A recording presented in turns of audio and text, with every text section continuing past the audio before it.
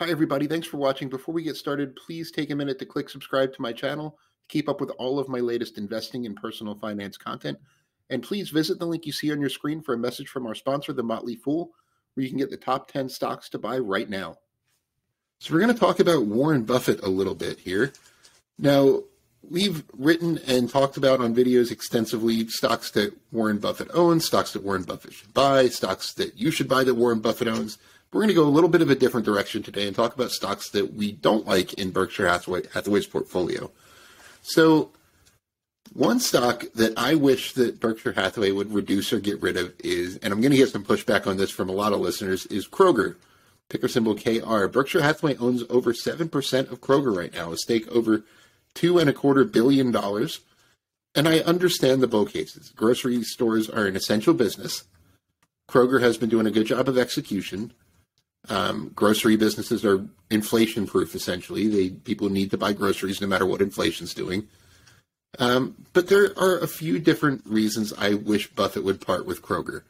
One, I think it's going to take a lot of money to keep up with the e-commerce demands of the grocery business right now. Kroger has said they want to build out, excellent, grocery delivery services and things like that.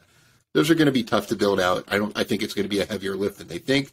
Grocery stores generally have very thin margins, which leaves not a lot of room for error if they're faced with things like higher shipping costs or things to that effect. And if you are in the camp that you think a big recession is coming in 2023, in tough times, and this has been shown during the financial crisis and other recessions, that people want to cut back. They go to discount stores, and companies like Walmart can take a lot of market share away. Walmart picked up a lot of grocery market share during the financial crisis, and I think that could happen again if we see a recession.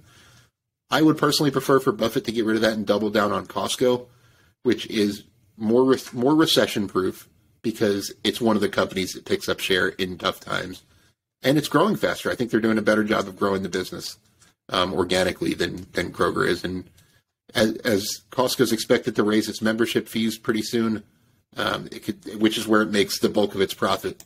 I think that's where I'd rather see Buffett put his money in.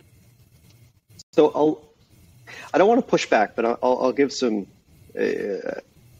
my thought on this too, because I don't think it's necessarily a wrong take, because over the very long term, Kroger as a stock is more or less a market perform company, right? And typically when the expectation is Warren Buffett is going to buy market outperform companies. And so, buying Kroger is more or less, if you're expecting outperformance, it's basically you have to be very, very acutely aware of valuation when acquiring this company. So, unless you're timing your investment in Kroger perfectly, you're probably going to get a market return or market perform kind of return.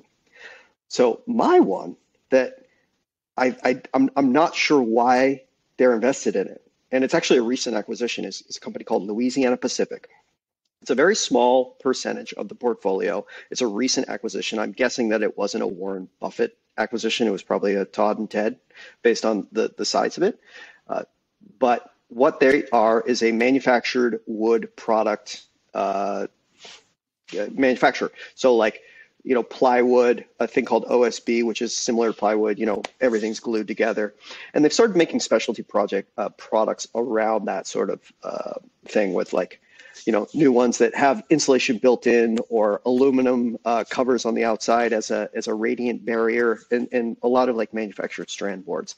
So it's an interesting business, and a good business in its own right? It's a manufactured, it's value add. There are reasons, and the core thesis for it would make sense.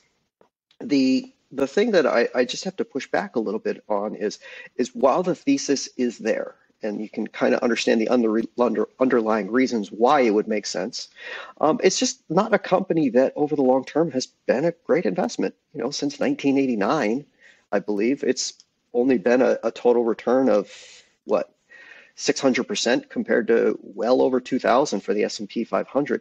So unless something has fundamentally changed in the past couple of months, I know they're rolling out some new products that could maybe change some things, like I was saying, with these radiant bearers, but it's just not a business that has lent itself well to outperformance.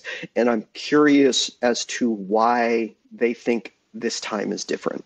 Once again, thank you so much for joining me. Be sure to click subscribe if you don't subscribe to my channel already. And as always, this video is sponsored by The Motley Fool. Be sure to visit www.fool.com/Frankel to receive the top 10 best stocks to buy now.